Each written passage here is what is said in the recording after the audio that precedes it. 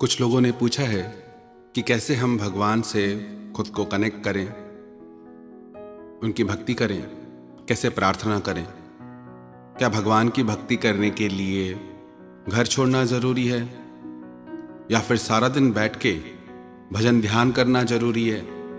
चैतन्य महाप्रभु से किसी ने पूछा कि भक्त किसे कहते हैं, भक्त कौन है। उन्होंने कहा 3 प्रकार के भक्त होते हैं। जिसने जिंदगी में एक बार भी भगवान को पुकारा है वो भी भक्त है, जो रोज पुकारते हैं वो भी भगवान के भक्त हैं, पर जो सारा दिन भगवान की यादों में डूबे रहते हैं वो भक्त सबसे श्रेष्ठ हैं। आप भले सारा दिन जप न करें, सारा दिन ध्यान न करें, 5 घंटे नहीं, 2 घंटे नहीं, 1 घंटा नहीं, सिर्फ 5 मिनट जब रात को आप सोने लगे, सिर्फ 5 मिनट के लिए दिल से परमात्मा को याद करें, प्रार्थना करें कि धन्यवाद है तेरा परमात्मा कि जो कुछ भी तूने जिंदगी में दिया है उन सब के लिए धन्यवाद है तेरा।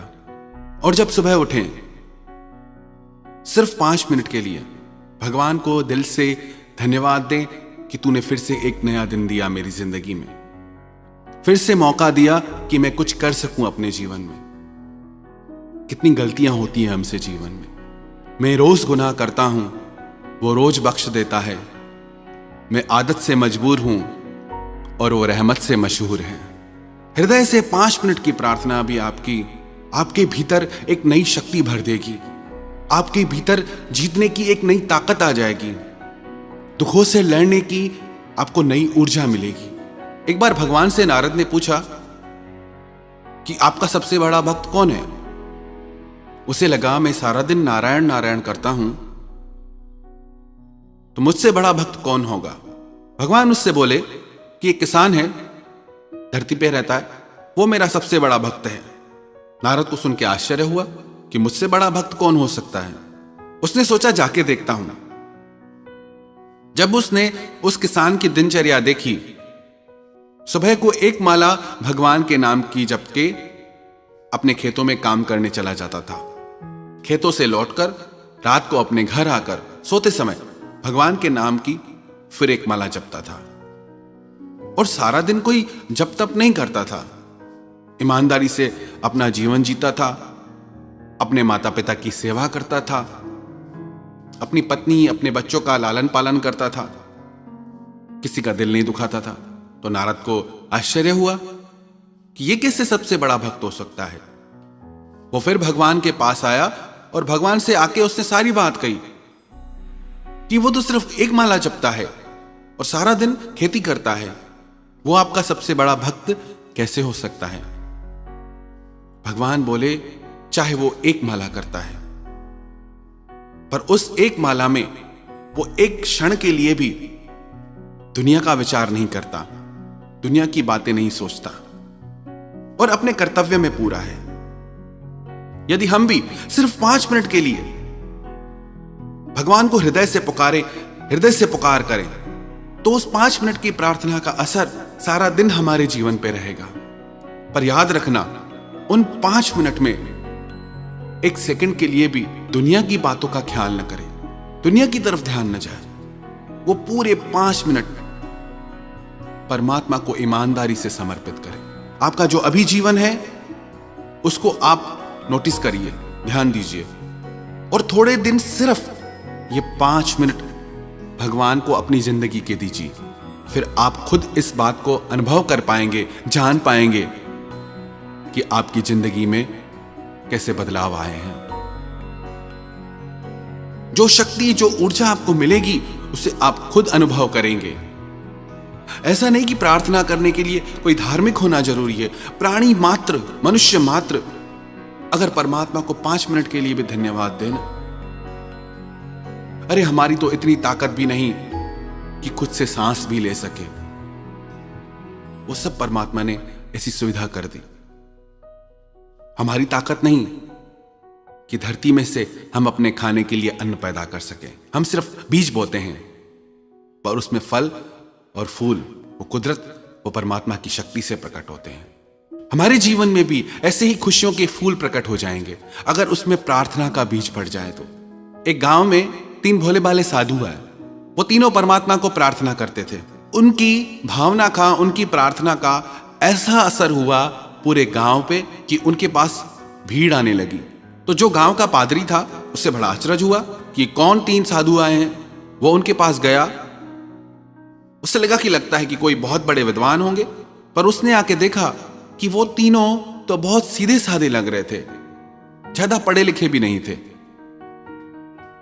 उस पादरी ने पूछा कि तुम कौन सी प्रार्थना करते हो? वो तीनों बोले कि हम पढ़े लिखे नहीं हैं, हमें तो कुछ आता नहीं।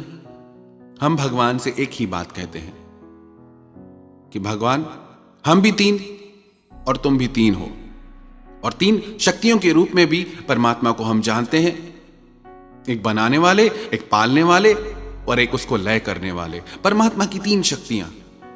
तो हम प्रार्थना करते हैं कि हम भी 3 और तुम भी 3, तो हमारा कल्याण करो।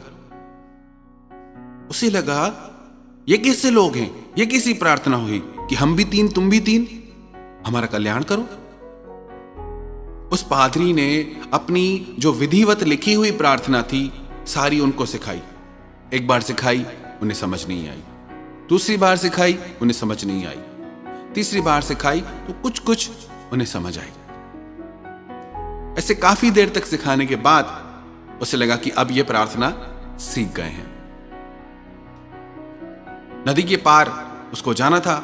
वो अपनी नौका पे चढ़ के जैसे ही जाने लगा, थोड़ा नदी में आगे निकला तो उसने देखा कि वो तीनों पानी पे चलते हुए आ रहे हैं। वो तीनों आके बोले कि धन्यवाद, आपने प्रार्थना सिखाई, पर आपकी प्रार्थना तो हम भूल गए, फिर से सिखाओ।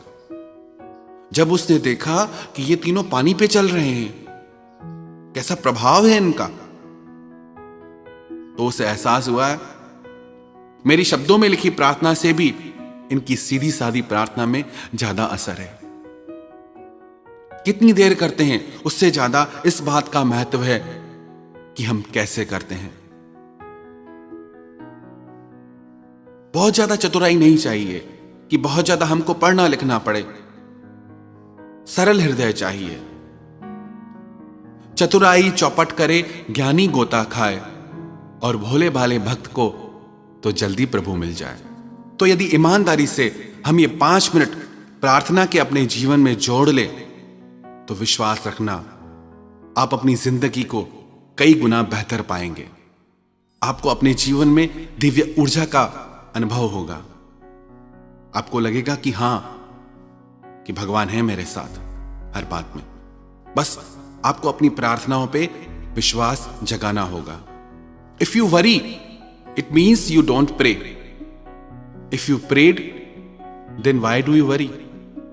अगर आप चिंता करते हैं तो अभी वो प्रार्थना आप सीखे नहीं। आपकी प्रार्थना भी अभी आपका विश्वास नहीं। यदि आपने प्रार्थना हृदय से की है तो फिर चिंता क्यों करते हैं? भगवान ने अर्जुन से यह बात कही, यदि तू सच्चे मन से मुझ में लग जाएगा तो तेरी हर चिंता मैं करूंगा।